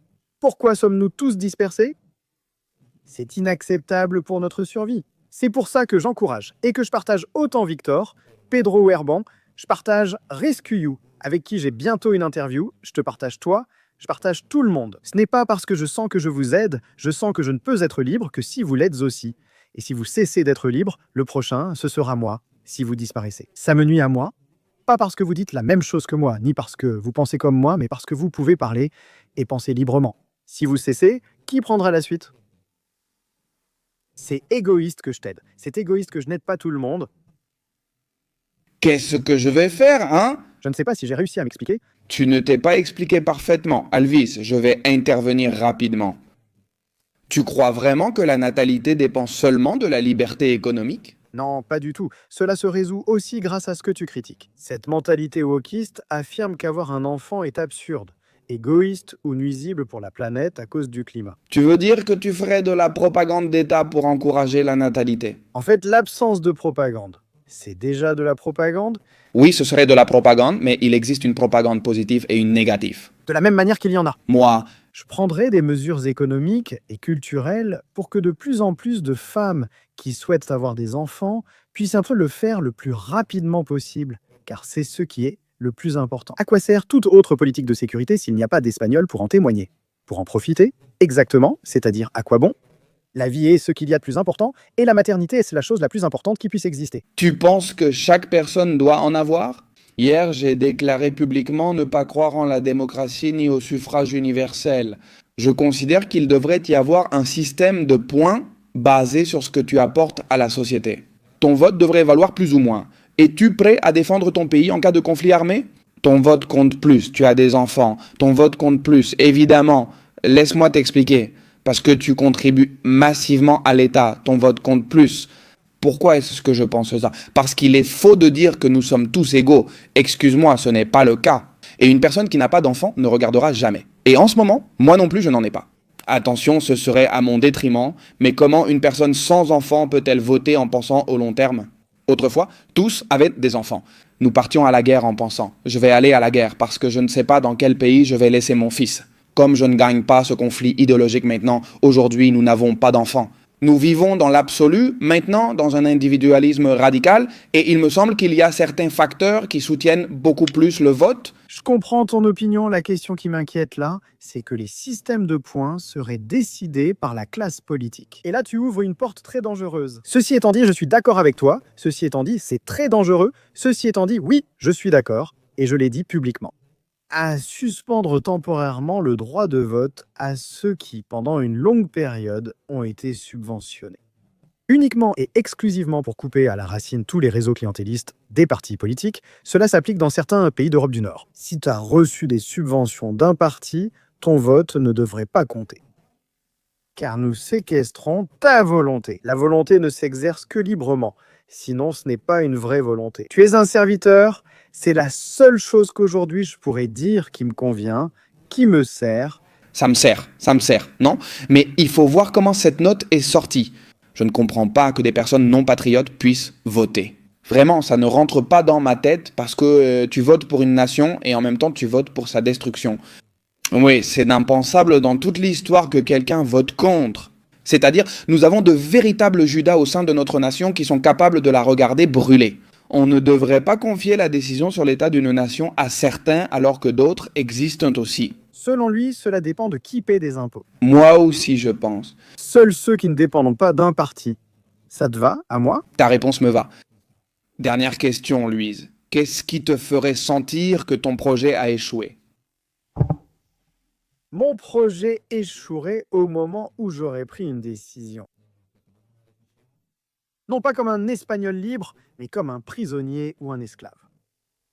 C'est-à-dire que moi, chaque fois que j'ai eu des doutes sur ce que je devais faire, ça m'est arrivé, par exemple, avec les deux qui m'ont trahi en Europe, et tu ne sais pas quoi faire, et tu es un peu tendu à la maison. Genre, mince alors. Des traîtres à 800 000 Espagnols. Avant de décider, je ferme les yeux et me demande que ferait un homme libre, sans peur ni conséquence, guidé par sa volonté. Qu'est-ce que tu ferais? Et je me dis mentalement ce que je ferais, et je le fais. Si je ne peux plus faire ça, je sentirai que mon projet échoue. J'adore la réponse et excuse-moi, mais c'était l'avant-dernière question. On termine avec celle-ci. Penses-tu qu'il soit possible d'organiser une grande réunion de vulgarisateurs sociaux, même s'il y a des différences entre nous? Penses-tu qu'il soit possible qu'à un moment donné, il y ait une réconciliation avec, par exemple, Ruben Gisbert, avec, par exemple, Roberto Vaquero, avec ceux avec qui nous ne sommes pas réconciliés? Nous avons beaucoup de choses en commun, mais au final, notre ennemi est unique et c'est le système. Penses-tu qu'il soit possible que nous nous unissions tous sous une seule bannière pour mettre fin à ce système? Je dis la même chose à tous les créateurs de contenu, qu'ils nous attaquent ou non. Nous avons créé un projet avec près d'1 million de votants, avec un succès d'adhésion. Historique.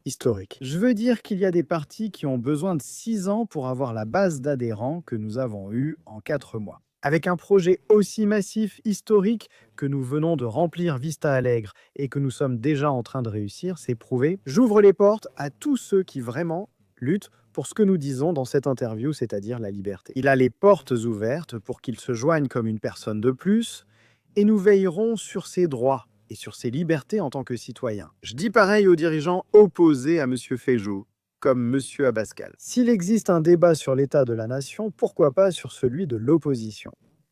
Débattons et discutons. Si c'est l'ennemi, il est bien plus grand.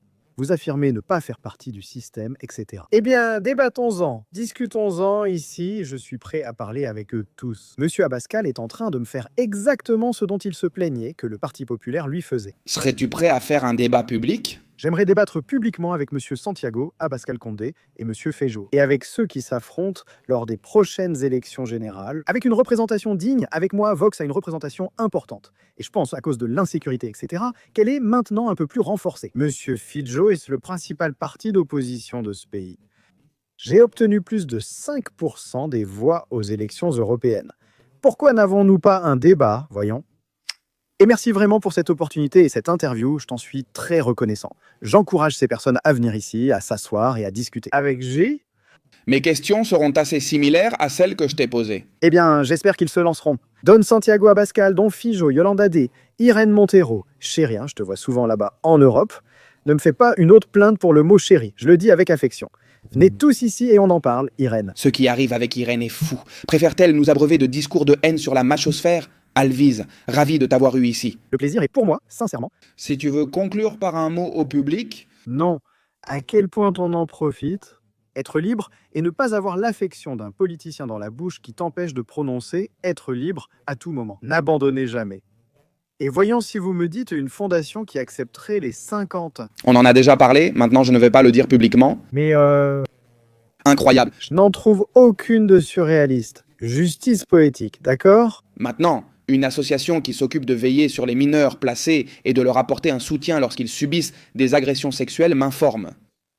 Et je trouve cela assez important, même hors caméra. Tu peux me donner des détails? Je te raconte des détails, messieurs. C'est tout pour aujourd'hui et on se retrouve dans le prochain épisode de l'usine.